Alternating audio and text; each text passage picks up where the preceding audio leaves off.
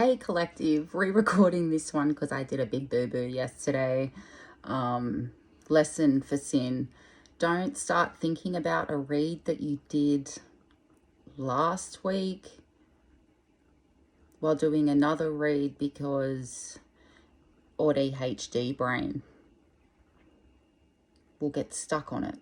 Anyway, I'm okay with admitting when I make mistakes. It's not a shame point for me. We're all human, right? We all fuck up. For me, it's just a matter of like, am I willing to admit it and work on it, work with it, whatever, you know.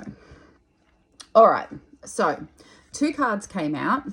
The first card that came out was Leo, and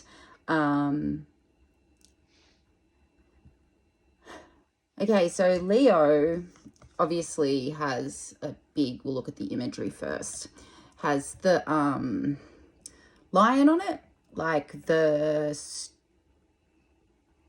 strength card in tarot has a lion. The lion represents passion, those primal part of ourselves, you know, our courage, pride, protection, which also ties in with the colors that are used on the card.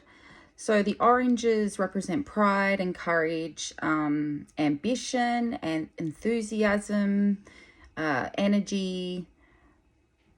Then the yellows on the card represent like vitality, positive energy, friendship, enthusiasm, joy, those kinds of things. And the gold also represents vitality, but also represents like wealth, which whatever wealth is to you, you know, some people it's money, some people it's knowing that they are loved and cared for, you know, it just depends on who you are.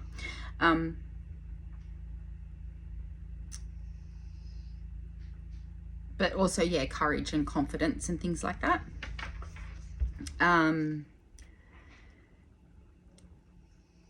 Leo also ties in with the sun, and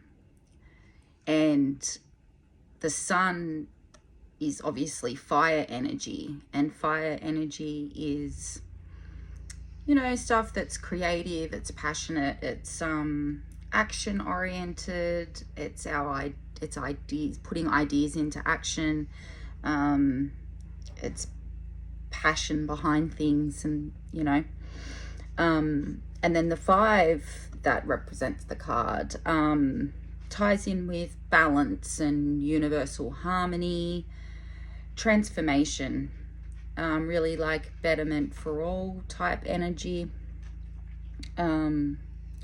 So really the idea with this card is, I guess, to cultivate with love,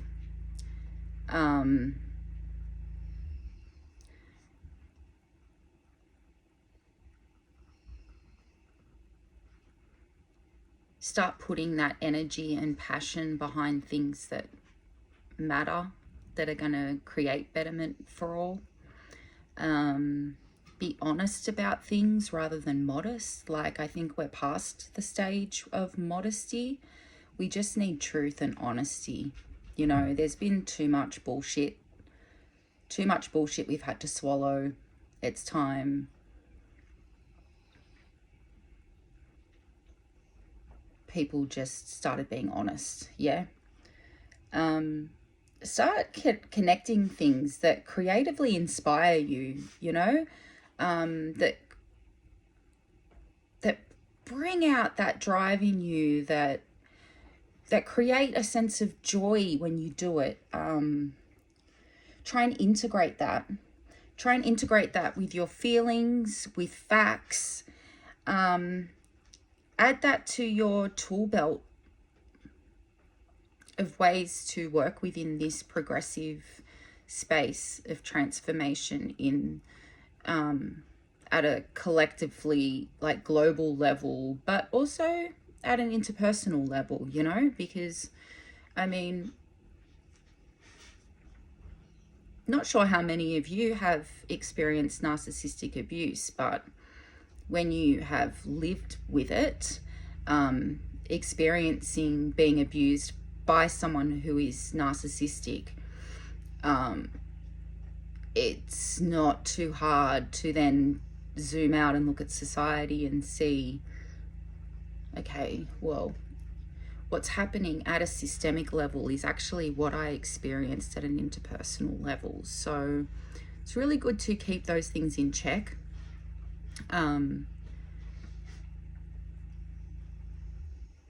And be really honest with ourselves about those parts of ourselves that we might need to examine, you know?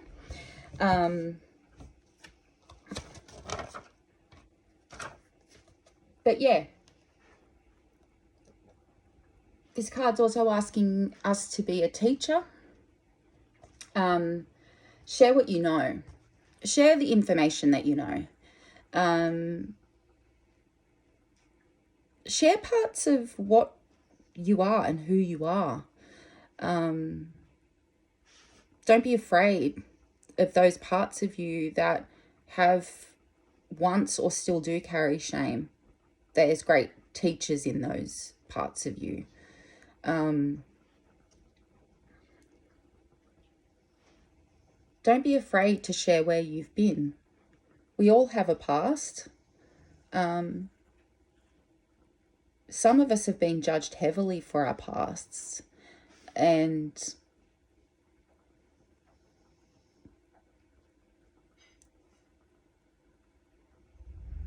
it's not really anyone else's place to judge where we've been in our lives.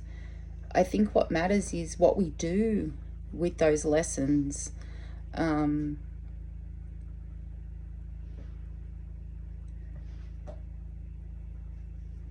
That our experiences are actually really valuable. They're really valuable lessons for us and teachers for other people, you know? I think we all need to be really open to receiving information that challenges us from other people within this movement of progressive change. Always be a student. Always know that there's other people out there that have things that they can teach you. You don't ever reach an age where you know everything. You just don't. You literally could live to 100 and there's still things that you could learn, you know? Not sure how many people would want to, but there's still things you could learn. Also, be brave enough to take up space. Be brave enough to have your own voice heard around things that you're a lived experience expert in, right?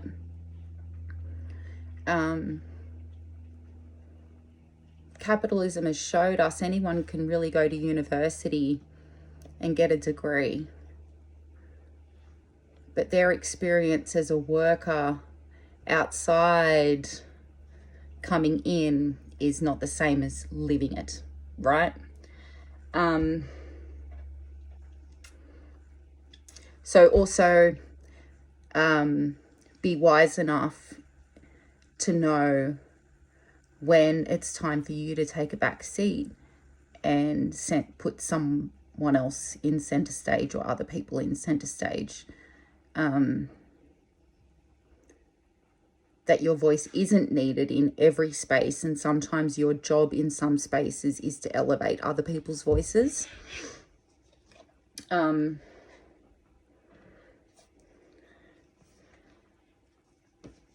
If you're new to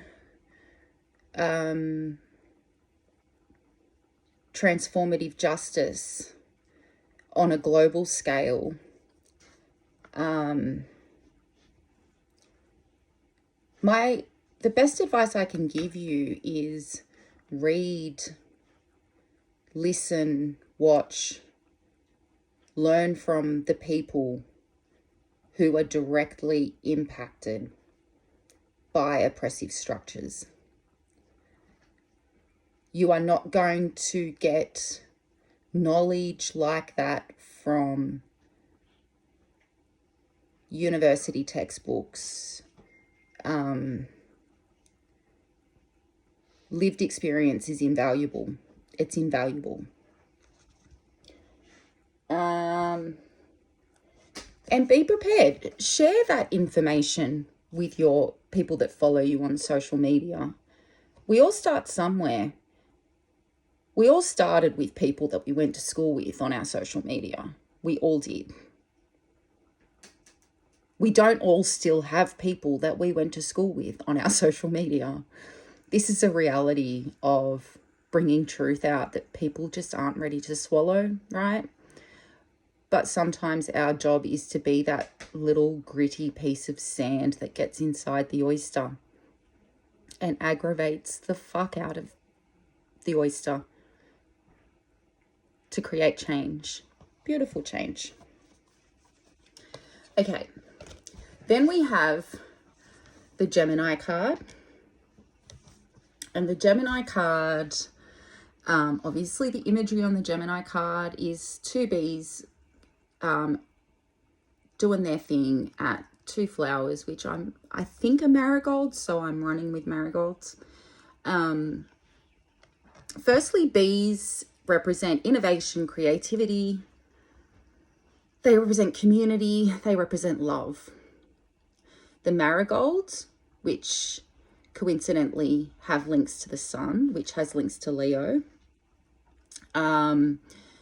represents power, strength, the light, the dark, the technicolor energy that exists within us all.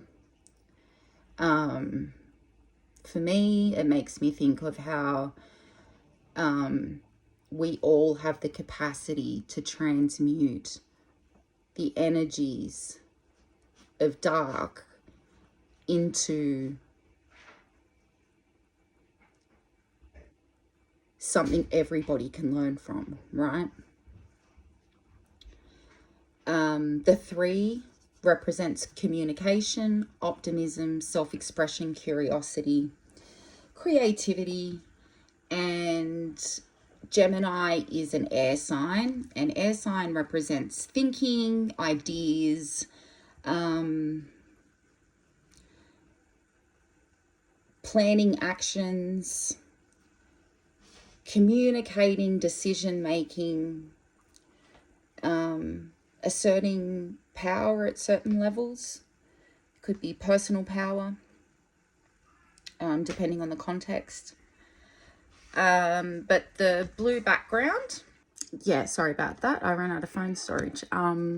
Yeah, the blue background is really, for me, tying into the throat chakra with this one, because the throat chakra is about self-expression,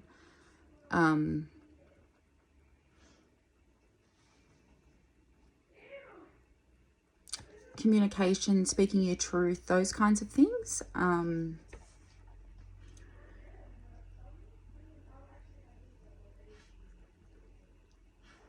I don't know. For me, when I know that I need to speak my truth and that I have something that needs to be said, or I need to express myself in some way, I get that tightness in my throat. Anyway, that's what came up for me when I was examining the colors in this card. But otherwise, yeah, the yellows, oranges are like the strength and vitality and all that kind of stuff that came up in the Leo card.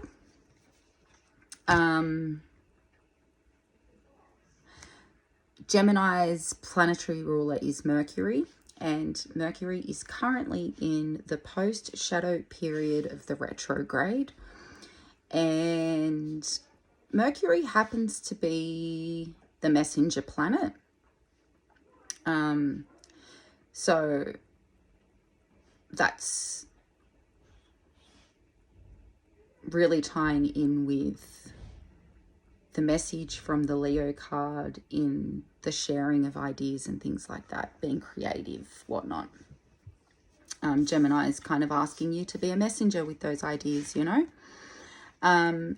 There's also the duality of Gemini with the twins, why there's two Bs on here. And the duality represents like being able to, I guess, examine both sides of things, see light and dark, as above, so below, those kinds of dualities. Self, society, how can we reflect the world that we want in our day-to-day choices within our own life, within our own little worlds, and that what an internal struggle that can actually be, and we're not always going to get it right, but mistakes are human, and mistakes help us learn unless we choose to get stuck in them and believe that they define us. But I don't really think that that's what these energies are asking us to do, right? They're really asking us to share our voices and share our truths. Be willing to share and have those ideas of ours evolve as they're talked about amongst people, and different ideas are added from different experiences and different ways of thinking, processing, seeing things, yeah?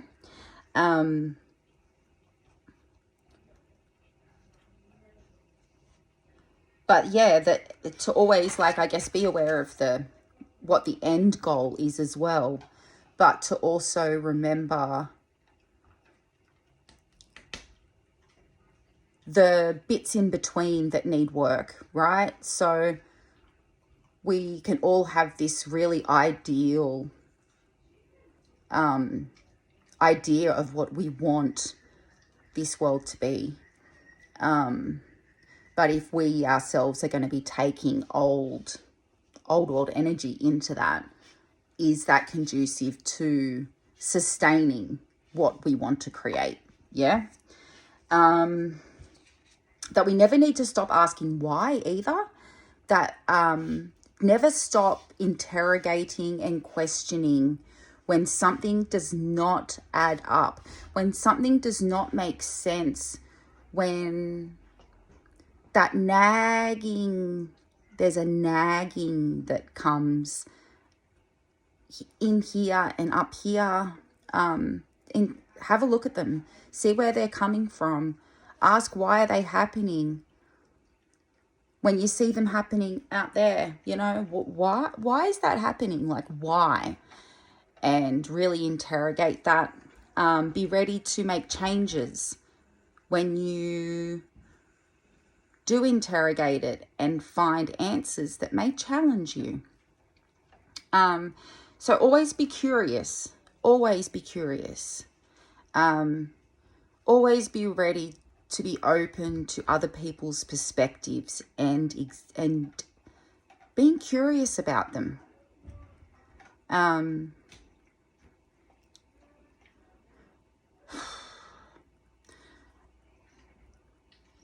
That I think through these creative means of being messengers, we can create these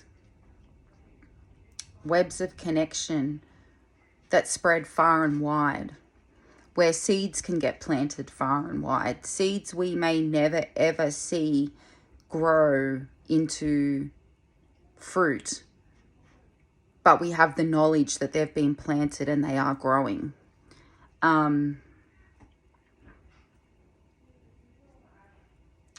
The camaraderie of building a universal siblinghood, the way that we Indigenous people have with each other across the globe, the solidarity that we have amongst ourselves, like with each other, and our ongoing struggles. We all see the overt genocide taking place, the genocides taking place in places like Palestine, Sudan, the Congo, West Papua. But there's also the knowledge that because that's overt doesn't mean that what's happening to us in our own homelands, Indigenous people in their own homelands, and also Indigenous people in the diaspora that can't go back to their homelands, the ongoing acts of genocide that have been integrated or been part of the creation, is a better way to put it, of the systems that are currently at work. Yeah? The systems, the corrupt systems of power. I think it's really important for us to be making sure the unheard is heard, and what has not been expressed is allowed to be freed, in a sense.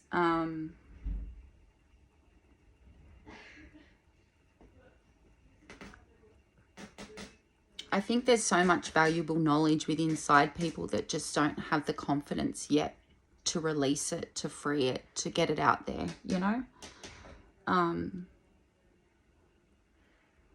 So I think these communities that we need to build need to be very nurturing of that fact, yeah? Important point is utilizing the current energies is big energy when it comes to Pluto being in Aquarius. You've got Pluto, the planet of transformation and growth, I guess. Sorry, I'm struggling to find words.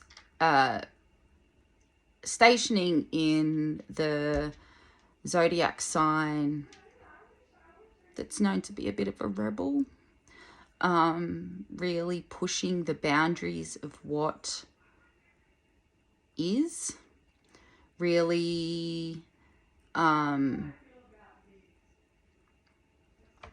don't know, like revolutionary kind of energy. So I think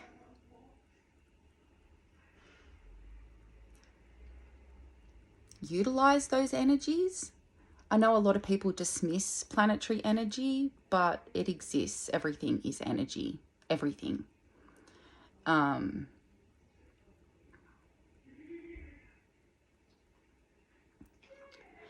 So I think, yeah, it's pretty clear how these cards, they come together. It's about us communicating. It's about us being messengers, being open to learning, about knowing that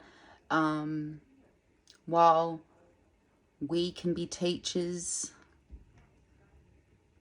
on certain things, that we also need to be open to being students always.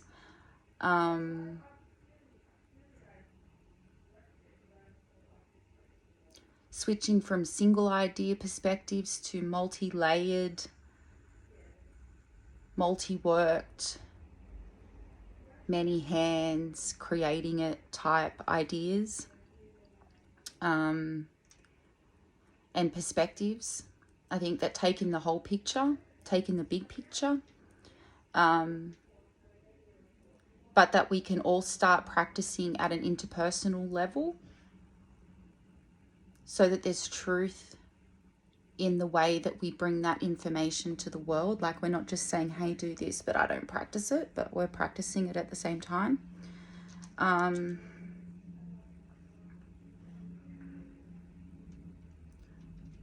And don't forget that abuses that we face as individuals in our little worlds of our own family systems and things like that can and do get reflected when we look at the big systems at play in this world. Anyway, so I just think, be a messenger, shine light on the truth, and try and always come from a place of love. And I'm a big believer that love and rage, they fuel each other.